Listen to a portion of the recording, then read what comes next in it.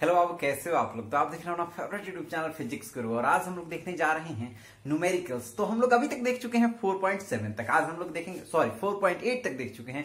आज हम लोग देखेंगे 4.9, 4.10 एंड 4.11 एंड 4.12। तो देखते हैं 4 न्यूमेरिकल्स को हम लोग फिर इस सेक्शन में, और अगले सेक्शन में हम लोग फिर देख लेंगे बाकी के और सारे न्यूमेरिकल।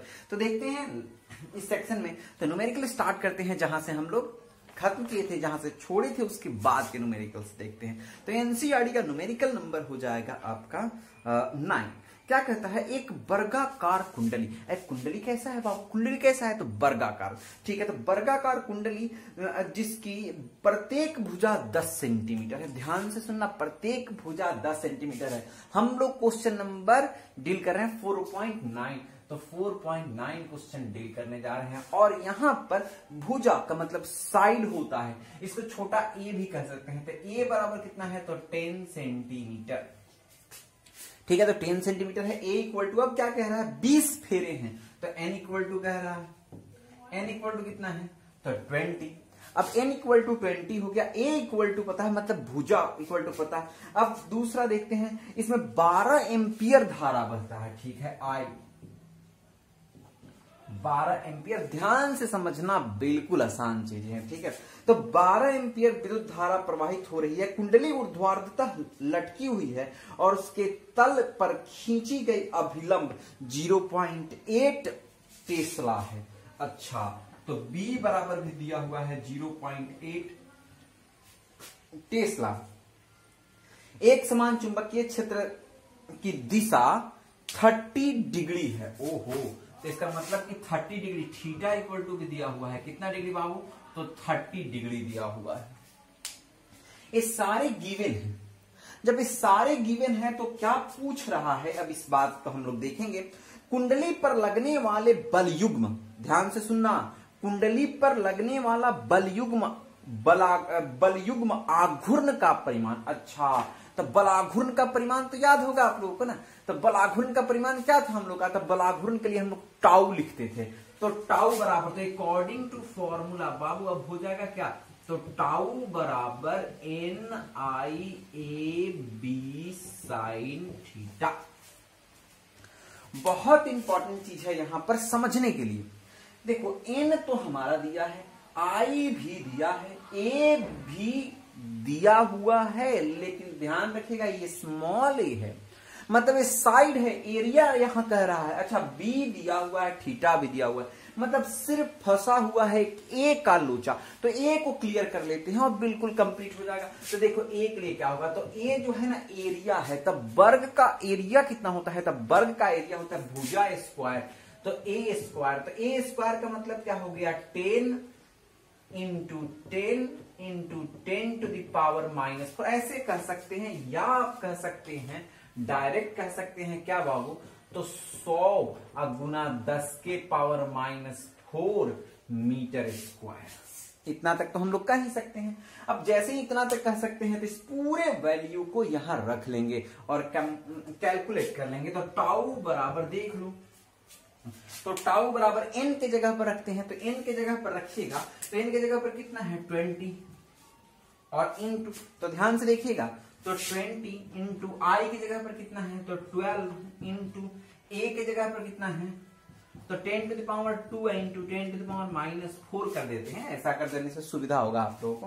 अब उसके बाद क्या हो जाएगा, तो ये कितने हो जाएंगे, तो b के जगह पर कितना है 0.8, तो यहां लिख सकते हैं 8 इंटू 10 टू द पावर -1।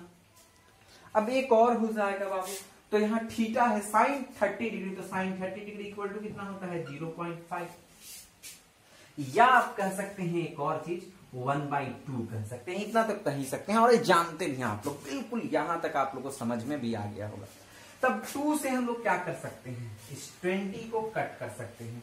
तो अब 10, यहां 10 टू द पावर 2, तो देखो 10 टू द पावर 2 और 1 3 हो जाएगा, तो 10 टू द पावर 3 हो गया। और यहां 4 माइनस में है, तो इसका मतलब क्या हो जाएगा कि 4 जैसे ही माइनस कर देंगे, ध्यान से सुनना, जब हम 4 माइनस कर देंगे 3 था तो 1 बच जाएगा, अब 1 यहां भी है तो 2 हो जाएगा, मतलब 10⁻⁻2 हो जाएगा। अच्छा सीधी बात समझते हैं ना, 2 और 1 3 हो जाएगा, यहाँ 4 और 1 5 है, तो 5 में से जब हम 3 माइनस कर लेंगे तो इसका मतलब 2 बच जाएगा। तो टाउ बराबर हमारा क्या हो जाएगा बाबू, ध्यान से देखना, टाउ बराबर क्या हो जाएगा, तो टाउ इक्वल टू क्या हो जाएगा, तो यहाँ 12 में 8 से मल्टीप्लाई करेंगे 96 इंटू देख लो 10 टू द पावर -2। तो जब हम इसमें मल्टीप्लाई कर लेंगे, जब मल्टीप्लाई का मतलब क्या होता है, देखें इतना ही हो गया बस, और इतना क्या हो जाएगा, तो यहां पर टाउ का क्या होता है, तो टाउ ना वर्क है, तो वर्क के लिए आप क्या कर सकते हैं, तो यहां न्यूटन और मीटर हो जाएगा। तो बहुत सिंपल सा चीजें हैं कि हम लोग क्या लिखेंगे यहां पर, तो newton metre, newton metre, complete answer हो गया। तो क्वेश्चन नंबर 4.9 का आप आंसर लिख चुके हैं और मार्कर यही है। अब ठीक है, इतना पर तो आप लोग को दिखाई दे रहा होगा, इसमें कोई डाउट नहीं है। तो बिल्कुल आप लोग का कंप्लीट हो गया होगा ये टॉपिक, और समझ में भी आया होगा कि कैसे बनेगा और कितना आसान था ये, तो आप लोग देखें समझें ही क्या कितना आसान।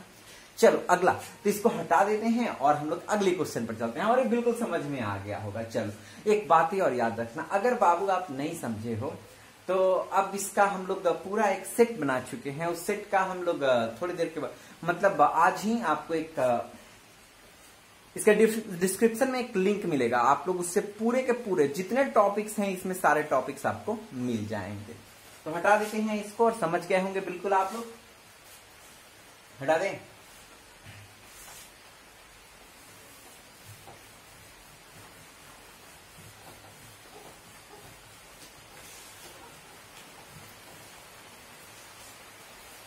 अब क्वेश्चन नंबर हम लोग चलते हैं 10। ध्यान से देखना, ध्यान से देखना इस क्वेश्चन को, बहुत इंपॉर्टेंट क्वेश्चन। 2 चल कुंडली गैल्वेनोमीटर M1 एवं M2 का विवरण नीचे दिया गया है। देखो देखो बाबू, 2 चल कुंडली है, मतलब गैल्वेनोमीटर है, दोनों का कुछ कैलकुलेशन नीचे दिया हुआ है। ठीक है, दोनों का कुछ कैलकुलेशन दिया हुआ है, मतलब उसमें कुछ वैल्यूज दिए हुए हैं। ठीक है, अब क्या रहा है,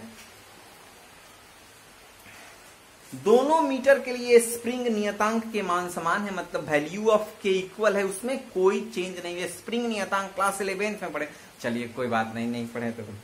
अब देखते हैं हम लोग M2 एवं M1 की धारा सुग्राहिता। पहला क्या कह रहा है, धारा सुग्राहिता।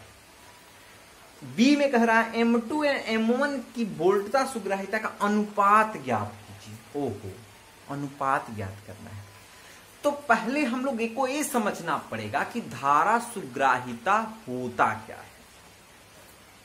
सही बात बोली, तो धारा सुग्राहिता क्या होता है बाबू, तो हम ये कह सकते हैं, तो धारा सुग्राहिता आप चाहें तो स्टार देकर इस क्वेश्चन बनाने के ऊपर लिख सकते हैं। क्वेश्चन जो बना रहे हैं ना, तो क्वेश्चन जो बनाइएगा उसके ऊपर में ही लिख सकते हैं धारा सुग्राहिता क्या होता है।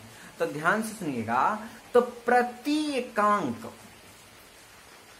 एकांक प्रवाहित धारा के लिए गैल्वेनोमीटर में जो विक्षेप उत्पन्न होता है, जो विक्षेप प्रदर्शित होता है, उसके द्वारा धारा सुग्राहिता को प्रदर्शित किया जाता है, मतलब दिखाया जाता है। सीधी सी बात है बाबू, प्रति एकांक मतलब बहुत, एकांक मतलब इकाई धारा जब बहता है तो विक्षेप कितना दिखाता है। अच्छा, मतलब विक्षेप का मतलब समझ रहे हैं, विक्षेप जब प्रति एकांक धारा के लिए, प्रति एकांक धारा के लिए जो विक्षेप उत्पन्न होता है गैल्वेनोमीटर में, उसके द्वारा ही धारा सुग्राहिता को परिभाषित करते हैं। तो कॉमन सा चीजें हैं जो आप लोग बिल्कुल समझ गए होंगे। अब इसका फॉर्मूला क्या होता है, अच्छा इसको इंग्लिश में क्या कहते हैं, तो करंट सेंसिटिविटी कहते हैं। एक और होता है वोल्टेज सेंसिटिविटी। तो सेम वही बात है कि प्रति एकांक विभव के लिए, तो कुछ देखते होंगे आप लोग, जो वोल्टेज मापता है, तो डिवाइस तो आप लोग जानते हैं, जो कुछ वोल्टेज मापते हैं, कुछ करंट मापते हैं, आमीटर और वोल्ट मीटर। तो उसमें प्रति एकांक वोल्टता के लिए जो विक्षेप उत्पन्न होता है, उसके द्वारा हम किसको प्रदर्शित कर सकते हैं बाबू, तो ये आप जानते हैं किसको प्रदर्शित हम लोग कर सकते हैं, तो हम लोग प्रदर्शित कर सकते हैं, उसको कहते हैं विभव सुग्राहिता। तो ये दोनों का दोनों कंप्लीट है। तब हम लोग धारा सुग्राहिता की बात करेंगे। तो अब क्वेश्चन हम लोग देखने जा रहे हैं। क्वेश्चन देख लेंगे तो आसानी से हम लोग डील भी कर लेंगे। तो क्वेश्चन हो गया 4.10। तो क्वेश्चन 4.10 में क्या कह रहा है, हम एक बार डाटा लिख देते हैं थोड़ा सा। तो गिवन डाटा है, आप लोगों के एनसीईआरटी में ही डाटा दिया हुआ है, आप लोग अपने बुक का एनसीईआरटी को प्रिफर्ड कर लेना। Page number 169। अच्छा हम लिख देते हैं R1 है आपका 10 ओम, N1 A है 30, A 3.6 into 10 to the power -3 metre square, और B आई थिंक B आप लोग को देखने में दिक्कत नहीं होगा यहाँ पर। B बराबर कितना है 0.25 टेस्ला। ये दिया हुआ है for first galvanometer. For first मतलब फर्स्ट गैल्वेनोमीटर का दिया हुआ है, एक और गैल्वेनोमीटर का दिया हुआ है, 2 गैल्वेनोमीटर का। For first, for second. अगर सेकंड गैल्वेनोमीटर का बात करें हम, तो सेकंड गैल्वेनोमीटर में क्या दिया हुआ है ये देख लो। मतलब इसको कह सकते हैं फॉर फर्स्ट का मतलब हो गया कि यहाँ M1 के लिए हो गया और M2 के लिए। कॉमन सी बात है, M1 के लिए और M2 के लिए हम लोग देख रहे हैं। मीटर का स्केल का रीडिंग जो पूरा दिया हुआ है वो है R2 14 Om, N2 42, A 1.8 into 10 to the power -3 metre square, B 0.5 tesla. ये दोनों दिया हुआ है फॉर फर्स्ट, फॉर सेकंड। पूरा का पूरा लिस्ट हम लोग का दिया हुआ है। अब हम लोग आते हैं तो क्या, तो सबसे पहले करंट सेंसिटिविटी देखते हैं। कौन सा देखेंगे, करंट सेंसिटिविटी। तो लिखेंगे तो फॉर्मूला, अकॉर्डिंग टू फॉर्मूला, ध्यान रखिएगा, according to formula for current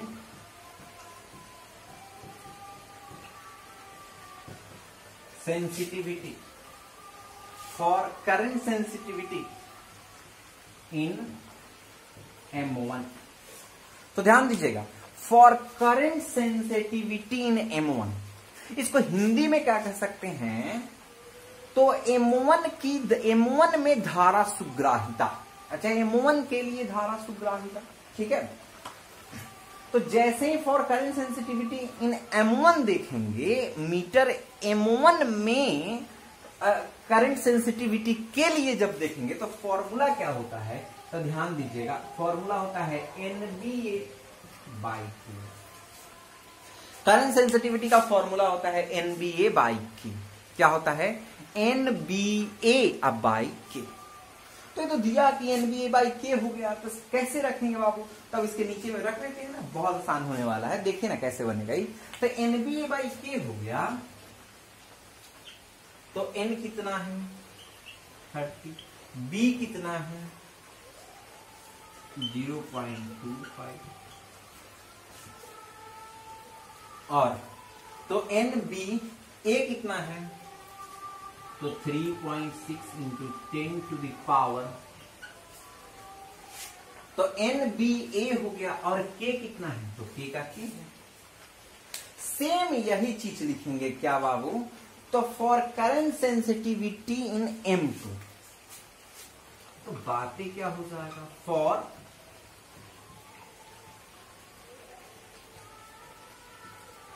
current in M2, तो for current sensitivity in M2। तो जैसे ही M2 की बात करेंगे तो फॉर्मूला क्या होता है करंट सेंसिटिविटी का, फिर वही बात NBA/K। एक बात ही और याद रखना, यहाँ पर पहले मीटर के लिए लिखना है तो सब में 1, यहाँ पर दूसरे मीटर के लिए, क्योंकि उसको बैठाइएगा तो आपको दिक्कत होने लगेगा। तो जैसे ही आप लिख लीजिएगा तो ये क्या हो जाएगा फिर, तो इसका देखो मीटर 2 का M2 का कितना है, क्योंकि आप ध्यान दो M1 के लिए हम लिख चुके हैं, अब M2 के लिए लिखना है। तो M2 के लिए तो यहाँ दिया हुआ है ना, अलग में दिया हुआ है, तो M2 के लिए लिखेंगे। तो बाबू M2 के लिए क्या है, तो N2 पूरा बढ़िया से लिखते हैं, थोड़ा नहीं लिखते 42, अब गुना, अब क्या है B2 भी हो जाएगा। तो B2 कितना है इसमें, B2 यहां है, तो B2 हो गया 0.5। A2 कितना है 1.8 इंटू 10 टू द पावर -3, और ठीक है। अब क्या कह रहा है कि M2 और M1 का अनुपात, मतलब करंट सेंसिटिविटी के M2 और M1 का अनुपात क्या होगा। तो हम अनुपात का मतलब क्या समझते हैं बाबू, दोनों को बाई कर देते हैं। तो दोनों को जब बाई करेंगे तो हम सबसे पहले लिखेंगे, तो देखो K से K कटने वाला है, M2 बाई M1 करेंगे तो K से K कटने वाला है, मतलब इस बात को हम लोग लिख लेंगे ऊपर में। तो क्या हो जाएगा 42 into 0.5 into 1.8 into 10 to the power -3, इतना तक तो हम लोग कॉमन देख रहे हैं। उसके नीचे M2 बाई M1 करेंगे तो कितना हो जाएगा 30 0.25 into 3.6 into 10 to the power -3। अब इसको कट कर दो, तो कट करोगे 10 टू द पावर 3 से 10 टू द पावर 3 कट गया, पॉइंट से पॉइंट खत्म हो जाएगा, मतलब ये हो जाएगा ऊपर 5 और नीचे हो जाएगा, मतलब यहां पर एक 0 देना पड़ेगा आपको।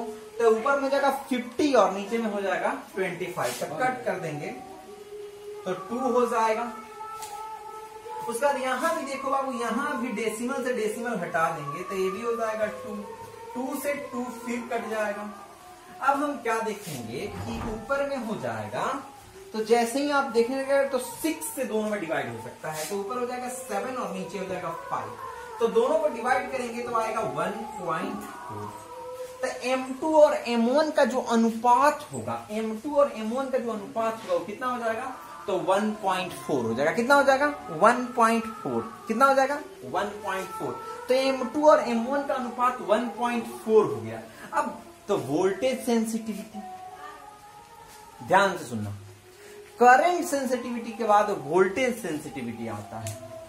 तो वोल्टेज सेंसिटिविटी क्या है, तो वही आपको बताया नहीं कि प्रति एकांक विभव के लिए उत्पन्न विक्षेप द्वारा किसको, तो वोल्टेज सेंसिटिविटी को प्रदर्शित करते हैं। तो इसके लिए हम लोग क्या करेंगे, तो सिर्फ इस करंट वाले को मिटा देंगे। और ध्यान दीजिएगा, और फॉर्मूला में क्या होता है, मतलब आप तो बनाइएगा सेम ही, लेकिन यहाँ फॉर्मूला में क्या होता है KR, यहाँ पे हो जाएगा KR, तो इसको कहेंगे R1 और इसको कहेंगे R2, R1 और R2।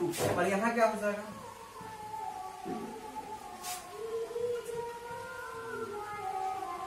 वोल्टेज। तो जैसे ही हम लोग वोल्टेज की बात करेंगे तो KR1 हो जाएगा। तो R1 के लिए क्या हो जाएगा, तो यहां हो जाएगा 10, और जैसे ही इसमें बात करें तो यहां R2 के लिए क्या हो जाएगा 14। अब अगर ऐसा हो जाता है तो ध्यान से देखना, ऐसा अगर हो जाता है तो आप क्या कर सकते हैं, तो हम इसको हटा देते हैं। ध्यान से देखिएगा, करंट सेंसिटिविटी के बाद पूरा का पूरा वोल्टेज सेंसिटिविटी हो रहा है, मतलब हम पूरा हटाए नहीं है, मिटाए नहीं है, सेम कंसेप्ट है, सिर्फ R1 चेंज होना है, R2 चेंज होना है, बस इसको अब डिवाइड करेंगे। इसको डिवाइड करेंगे तो देखेंगे M2, तो M2 के लिए तो हो जाएगा 42 into 0.5 into 1.8 into 10 to the power -3। और ध्यान देना, और ध्यान देना, जब M2 बाई M1 होगा तो इसका मतलब ये पलट जाएगा, तो 10 से इसमें मल्टीप्लाई हो जाएगा, और नीचे में क्या हो जाएगा, तो वही ऊपर वाला पॉइंट सब आ जाएगा। ओ सॉरी सेट, इसमें m2 बाई m1 करना है, तो m2 तो ये तो ऊपर रहेगा, अब बाई m1 करेंगे तो हमारा क्या हो जाएगा, तो k से k कट जाएगा, ध्यान से देखो k से k कट जाएगा, तो m2 तो ये वही होगा, चलो इससे लिखते हैं 42 दिख रहा है, 42 0.5 1.8 10 to the power I into 10। अब बाई में क्या हो जाएगा 30 0.25 3.6 into 10 to the power 3 और into 14। अब कटाओ, ये 50 हो जाएगा, 50 से कट जाएगा 25 तो 2 हो जाएगा, 18 2 जा 2 से 2 कट गया, 10 to the power 3 से 10 to the power 3 कट जाएगा, 3 जा हो जाएगा, 14 हो जाएगा, 14 से 14 कट जाएगा, 1 हो जाएगा। मतलब M2 और M1 का जो रेशियो वोल्टेज सेंसिटिविटी का आएगा वो 1 आएगा। तो ये बिल्कुल समझ में आ गया होगा, यहां तक तो आप लोगों को कोई डाउट नहीं हो सकता है, क्योंकि करंट सेंसिटिविटी और वोल्टेज सेंसिटिविटी का एक बहुत आसान सा फॉर्मूला, मतलब फॉर्मूला सिर्फ एक याद करिएगा, फॉर्मूला समझिएगा और पूरा एक कंप्लीट हो जाएगा। तो अब हम लोग देखने जा रहे हैं नेक्स्ट टॉपिक देखने का।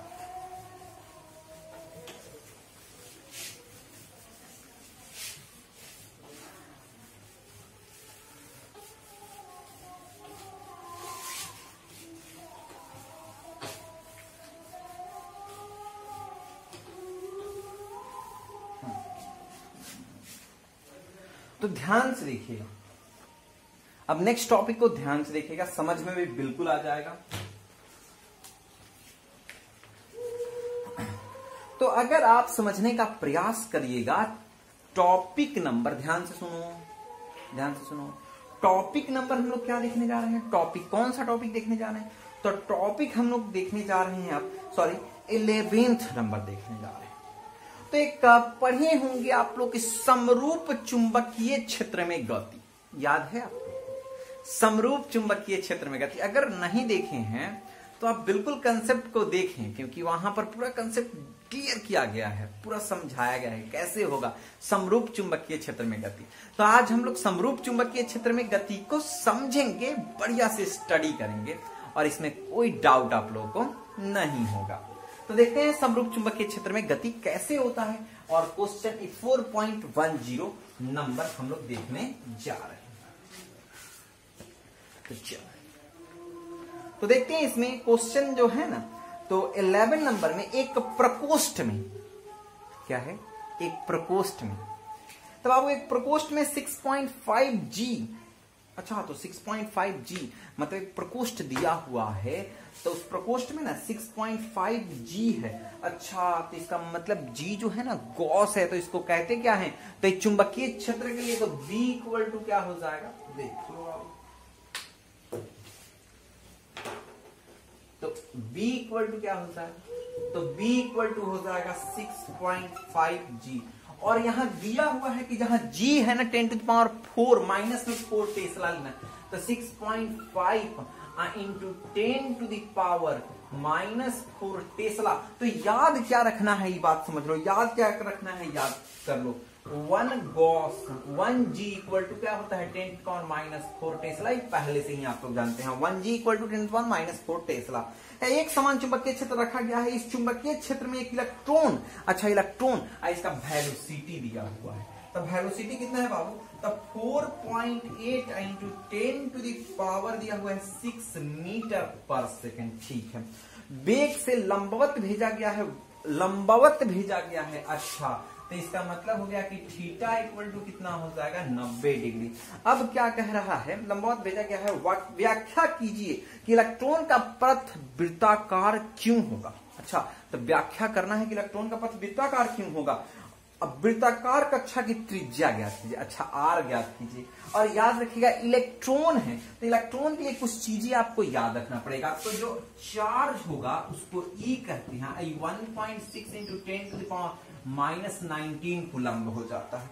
उसके बाद जो मास होता है इलेक्ट्रॉन का me बराबर, तो me बराबर कितना होता है 9.1 इंटू 10⁻31 kg। इतना तक तो आप लोग जानते हैं। तो अगर आप इतना तक जानते हैं तो अब हम आपको समझा रहे हैं, सो समझने का प्रयास करें। बाबू, इसके पिछले बार में जब हम लोग समरूप चुंबकीय क्षेत्र में गति पढ़ रहे थे तब बोले थे कि जब एक इलेक्ट्रॉन जाएगा प्रत्येक पॉइंट पर 90 डिग्री बनाने लगेगा तो इसका मतलब गोला हो जाएगा। और उसके लिए एक फोटो हम लोग डिस्कस किए।